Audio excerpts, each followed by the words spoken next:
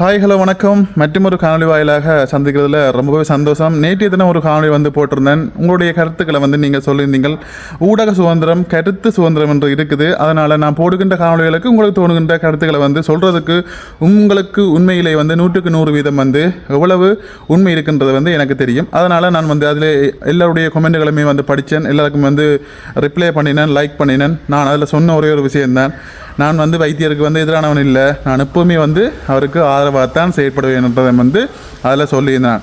அது மட்டும் இல்லாமல் இப்போ 2-3 தினங்களாக வந்து போகின்ற ஒரே ஒரு பிரச்சனை எல்லாருக்குமே தெரியும், ஒரு முருகலான ஒரு பிரச்சனை, பிரபல ஊடகத்துக்கும் வைத்தியருக்குமான அந்த ஒரு பிரச்சனை வந்து எல்லாருக்குமே தெரியும்.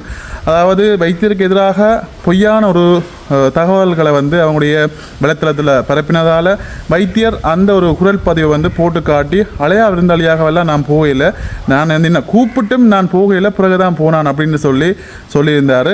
அதுக்கு பிற்பாடு ஊடகவியாளர் அந்த லைவை பார்த்துட்டு அந்த பிரபல தொலைக்காட்சியினுடைய ஊடகவியலாளர் வைத்தியருக்கு வந்து ஃபோன் பண்ணி அதை வந்து கதைச்சி அதில் வைத்தியர் வந்து அந்த ஊடகவியலாளரை பேசி அது ஒரு பெரிய ஒரு சர்ச்சை ஆச்சுது, ஒரு பெரிய ஒரு பிரச்சனை ஆச்சுது.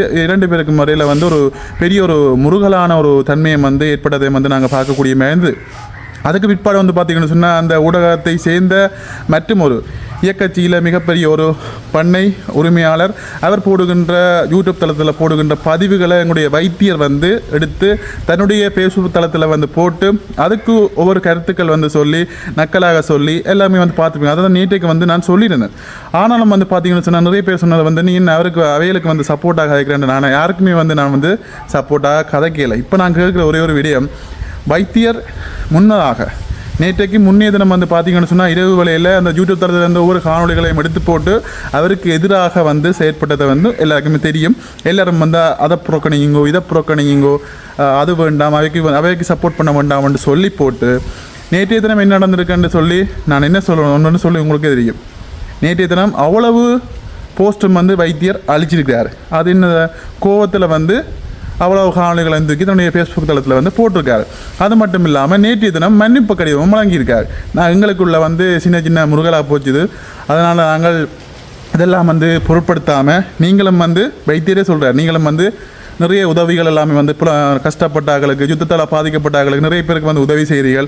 அதை தாண்டி உங்களை நம்பி நிறைய பேர் வந்து வேலை செய்கிறாங்க, அவர்களுக்கு வந்து வேலை திட்டங்கள் கொடுக்குறீங்க. அந்த அமைப்பினூடாக அந்த பண்ணையினூடாக வந்து நிறைய வேலை திட்டங்கள் எல்லாம் வந்து கொடுக்குறீங்க.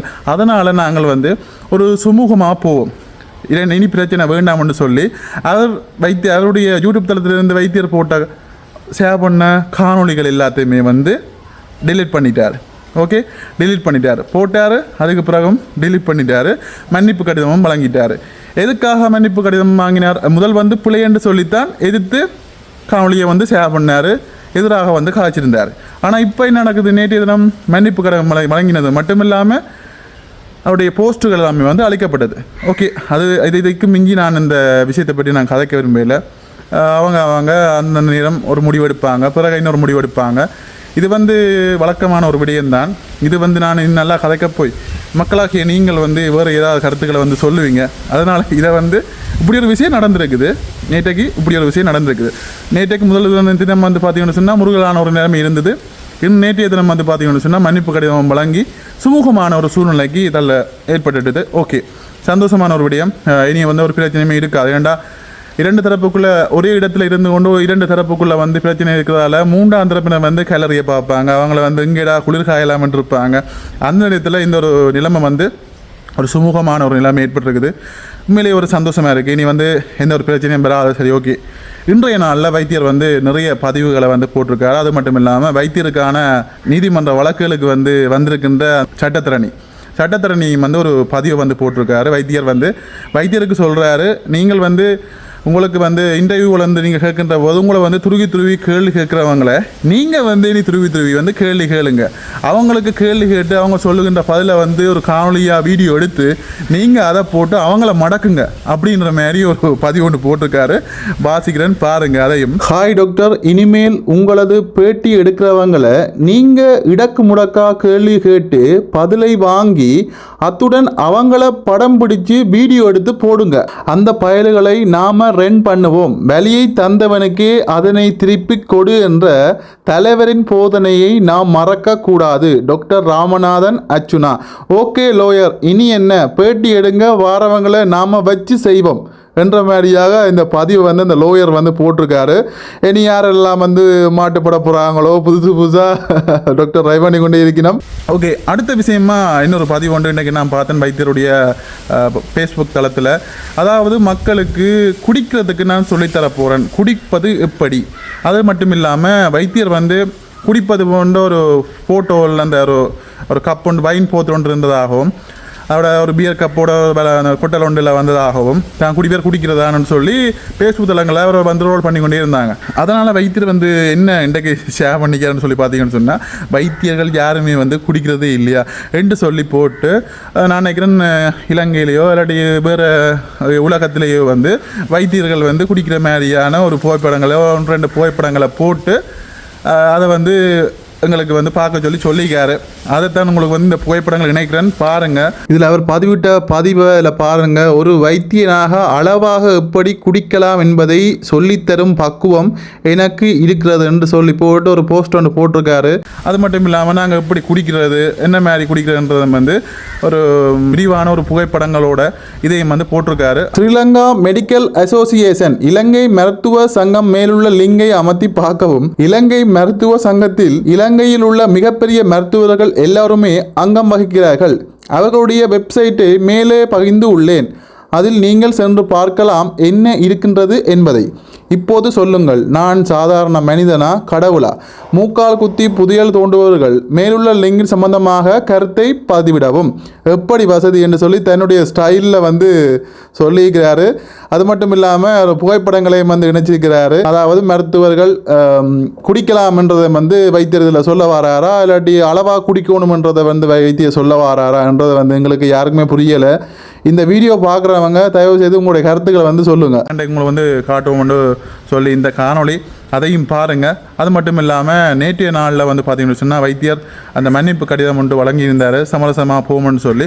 அந்த மன்னிப்பு கடிதத்தை வந்து இப்போ வாசிக்கிறேன், அதையும் கேளுங்க. பாஸ்கரன் அண்ணாவுக்கு எனது இதயத்தில் இருந்து ஒரு அன்பு மடல். தெரிந்தோ தெரியாமலோ தங்களது ஊடகம் வெளியிட்ட ஒரு சின்ன தவறினால் நாங்கள் ஒரு சமூக பொது வழியிலே வந்து இருவேறு கருத்துக்கள் உடையவர்களாக மாறி நிற்கின்றோம். இதன் பாதிப்பு எனக்கோ உங்களுக்கோ இல்லை என்பது நிச்சயமான ஒன்று. நான் உங்கள் சமூக சேவை மூலம் நான் அப்படித்தான் கருதுகின்றேன்.